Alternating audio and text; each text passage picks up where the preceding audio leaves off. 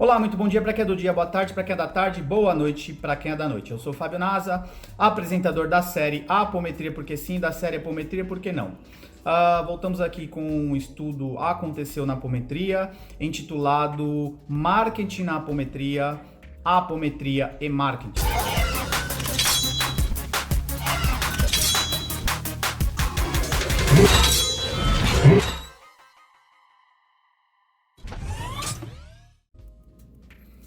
Voltando então ao marketing na apometria, apometria e marketing. É uma temática aqui um pouco indigesta, eu estava protelando para falar sobre o assunto, mas aproveitando aí um dia eu estou mais ativo de alguns contextos aí, vamos utilizar a agressividade de forma positiva e assertiva, canalizar essa energia aí para trazer um contexto mais ácido, de uma forma respeitosa e com a liberdade de divergência daqueles que vão ouvir. Primeiramente, eu já pontuo que eu não sou verdade absoluta, tá? Isso aqui é um ponto de vista, tá? Sobre uma ótica, sobre a visão de um lado do prisma da história. Segundo, as verdades elas possuem pelo menos 3 versões: a minha versão, a versão do outro e a verdade verdadeira. As verdades elas são relativas. Por quê? Eu me lembro como exemplo, no meu período de estudo do ensino fundamental, eu aprendi que o átomo, né, ele era composto pelos prótons, nêutrons e elétrons, que eram as menores partículas divisíveis. É sabido que isso naquele momento foi uma verdade absoluta para mim. É sabido que isso era verdade quando o átomo foi descoberto, mas quando a ciência, a partir da Segunda Guerra Mundial, começa a colidir os átomos, as partículas, na verdade, e começa a subdivisão das partículas, nascem as subpartículas, essa verdade ela cai por terra. Então, as verdades elas vão variar de acordo com a cultura, de acordo com o nível de expansão consciencial, intelectual, de acordo com a geografia, enfim, de acordo com uma série de conceitos, certo?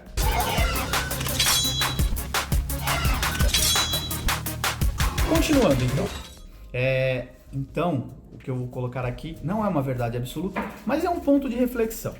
Nós estamos numa fase atual que a informação ela está acessível a um número maior de pessoas. Nós estamos numa era da democratização da informação, com a internet, com as redes sociais, com os canais como o YouTube e afins, com a disseminação da informação, com uma certa linearização da informação. E aí nós temos a parte boa disso é que isso se torna mais acessível a muitos. Há pouco tempo atrás, isso era detido em pequenos nichos. A parte ruim é que nós temos os extremos, onde as informações também boas e ruins chegam a tudo e a todos, e aí nós temos os fenômenos na atualidade como fake news das vidas e questões que acabam distorcendo os fatos, distorcendo as verdades e assim por diante. E aí, um dos objetivos desse vídeo é trazer uma reflexão sobre o marketing na apometria, tá? E a apometria e o marketing. Tá? A apometria, quando ela nasce lá, ou renasce, né? Não vou entrar nesse mérito agora, a partir de 1960 uns quebradinhos, Dr. Lacerda, começa os estudos, a fundamentação e tudo mais, seus livros escritos a partir de 1980 e pouquinho, se não me falha a memória. Pesquisem a história da apometria, eu não vou detalhar isso porque não é o objetivo desse vídeo. Nós temos então a fundamentação das 13 leis básicas da apometria. É dito por alguns que Dr. Lacerda trouxe 1/12 do que seria a apometria. Sabemos também que a apometria é apenas uma mínima parcela do que nós temos a descobrir ainda do plano extrafísico. É dito que a espiritualidade já nos informou lá no Núcleo Vida Plena que nós sabemos, com toda a literatura já psicografada, canalizada, com todas as psicografias que nós já tivemos e tudo mais, cerca aí de 7 a 10% a ser revelado do que tem do lado de lá, nas outras dimensões da vida, certo? Vocês estão ouvindo, essa é a Gaia, quem tá roncando é o Vader, e aí os cachorros estão aqui fazendo a sonoplastia, enfeitando o nosso vídeo aqui. Muito bem, voltando aqui ao que interessa. Então, nós não sabemos tudo ainda e há muito a ser descoberto. Dr. Lacerda fundamenta então aquilo que ele chama de apometria, metria, apo, além das percepções extrafísicas baseadas nas 13 leis básicas. Eu prefiro uma definição um pouco mais lúdica no seguinte conceito: apometria é um conjunto de técnicas magísticas. Tá? A partir do momento que você aprende a manipular energia, você faz o desdobramento consciente, você aprende a ter autonomia sobre essas energias, tá? Nós podemos considerar isso como apometria. Ou apometria sendo uma caixa de ferramentas, chamada apometria. Quando você abre essa caixa de ferramentas, você terá diversas técnicas dentro da técnica apométrica, dentro do processo de desdobramento, onde o médium adentra no plano extrafísico e atua com a psicometria, ele atua com o magnetismo, ele atua com uma cromoterapia, seja ela mental, uma cromoterapia mesmo, com uma lâmpada, com cristal e assim por diante. Ele pode atuar com diversas técnicas, com o processo de avanço no espaço-tempo para frente, com o retrocesso, voltando, com o processo de eteriatria e dialimetria, que é a reconstituição da estrutura etérica, astral e assim por diante. Muito bem, então nós temos o conceito de apometria sendo esta caixa de ferramentas, e dentro da caixa de ferramentas poderemos ter outras ferramentas, ou seja, eu posso ter cromoterapia dentro da apometria, mas cromoterapia. Eu posso ter uma constelação familiar dentro da apometria, por que não? Aprendendo a modernidade desta técnica, aplicada por Bert Hellinger, desenvolvida por Bert Hellinger, nós teremos então constelação dentro da apometria. Nós podemos ter processos de incorporação na apometria? Podemos. Nós podemos ter processos de magnetismo, aplicar um reiki ou um passe em diversas modalidades dentro da apometria? Podemos. Mas entender que cada ferramenta está contida dentro da caixa de ferramentas da apometria é importante para você entender qual ferramenta utilizar. Vamos usar a seguinte lógica: um alicate para apertar torcer um fio, para cortar um fio, se for um alicate de corte, a chave de fenda para apertar ou desapertar um parafuso de fenda, uma chave de boca na medida tal para soltar um parafuso sextavado da medida tal, equivalente à chave de boca, e assim por diante. Então, cada ferramenta vai ter a sua aplicabilidade. Quando você começa a entender essa instrumentalização, fica mais fácil você introjetar os processos, os métodos, e você saber também, dentro dos diagnósticos, o que você vai aplicar, o que foi aplicado, o que deu resultado, o que não deu resultado, ok? Isso é um conceito importante. E o porquê e o que isso tem a ver com a questão marketing na apometria e marketing? Muito bem. É muito comum, e hoje a apometria ela foi rechaçada no início, no surgimento da apometria lá, quando ela foi apresentada e começou a ser aplicada, e eu já trouxe alguns vídeos explicando por que, as questões da fala de Divaldo, as questões ligadas às forças opositoras que não queriam que esse conhecimento se alastrasse, aquilo que é novo também assusta, grupos que confundiram a questão do pagar e não pagar por causa da apometria aplicada em clínica, que é um contexto anímico, ou apometria aplicada dentro de contextos com espiritualidade, medianímico, que aí você tem dentro do centro espírita, espiritualista, umbandista e assim por diante, com manifestações de espíritos, e aí você não tem uma mão de obra cobrada e assim por diante. Já conceituei isso lá atrás. Mas o que acontece? O que se vê hoje é um boom do uso da ferramenta apométrica, na verdade um boom de terapeutas holísticos, de terapeutas alternativos e da busca pela sua por recursos alternativos que, por um lado, se eu vou trazer uma crítica aqui, eu vou apresentar a parte boa, tá? Eu vou apresentar as soluções e o porquê dessas questões. Nós temos a humanidade, na atualidade, carente de recursos, tá? Nesse processo transicional planetário aí, um boom da mediunidade descontrolada, um boom de uma série de desequilíbrios e desordens de ordem emocional, psíquica e assim por diante. E aí o universo, a espiritualidade, Deus, seja que nome vocês queiram dar, começa a instrumentalizar a humanidade com novas ferramentas, porque Ramatiz narra que a medicina tradicional já não dá conta de muitas questões, ela começa a convergir, ciência e espiritualidade, espiritualidade e ciência começam a se tornar um negócio só, ok? E aí nós temos um boom de ferramentais, constelação familiar, que vem resolvendo uma série de nós de ordem ancestral e outros aspectos, colocando os indivíduos nas suas devidas posições. Nós temos um histórico, se vocês olharem o histórico da psicologia, da psicanálise e tudo mais, tem todo um gradativo aí, lá desde Freud, Jung, cada um trazendo uma base teórica que é complementar ou suplementar, e aí as técnicas modernas, o boom das ferramentas ligadas à hipnose, as técnicas de PNL, que são técnicas mais modernas, e assim por diante. E no contexto energético, espiritual e assim por diante, nós temos aí Theta Healing, Magnify Healing, nós temos barra de Axis vindo, nós temos a apometria que começa a ganhar espaço e mercado. E aí, dentro desse contexto, a parte boa é que essa instrumentalização chega para fazer a frente aos processos obsessivos complexos também e outras coisas, chega com mais força e aceitação. Só que no outro extremo, tudo terá um ponto positivo e um ponto negativo, há os oportunistas ou há distorções, porque aqueles que me ouvem, que talvez se identifiquem aquilo que eu estou falando, vão falar assim, você está me chamando de oportunista, porque aquilo que você está citando é referente àquilo que eu aplico, àquilo que eu divulgo e assim por diante.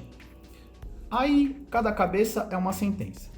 Pode haver uma maldade pensada, um oportunismo nesse contexto, ou pode ser apenas um desconhecimento de alguns contextos. E a questão neste ponto é colocar as terminologias na ordem correta.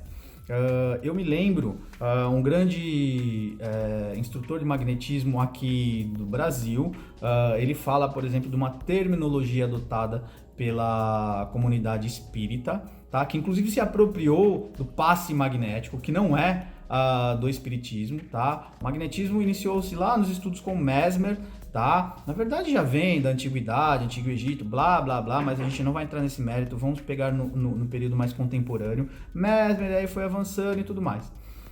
E aí usa-se o termo água fluidificada dentro do cenário espírita. E ele corrige essa fala dizendo a água já é fluida. Tá? Porque nós magnetizamos a água, porque nós aplicamos o magnetismo, polarizamos as moléculas da água com a qualidade e a intenção que nós colocamos lá, e ela vai adotar aquela qualidade pela polarização e tudo mais, e ele dá uma explicação técnico-científica correta. Assim como em um treinamento de PNL, eu esbarrei com um físico, um professor de física quântica da USP, e ele falou, vocês espiritualistas, esotéricos, blá, blá, blá, vocês se apropriaram da palavra quântica, de forma errônea. E aí eu, naquela discussão não acalorada, mas debate de ideias, porque o entrechoque é bom, é saudável, ele prova por A mais B que o uso da palavra quântica não está adequado dentro da aplicabilidade que a gente coloca ligada à espiritualidade. E aí entra já uma das críticas.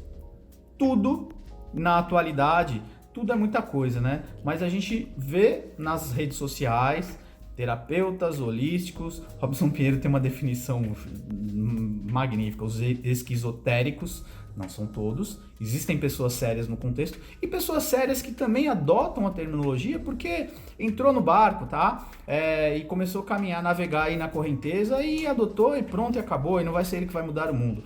Um exemplo disso é a aplicação da ferramenta que nós chamamos, quando nós avançamos a futuro e passado no espaço-tempo com a apometria, chamada salto quântico.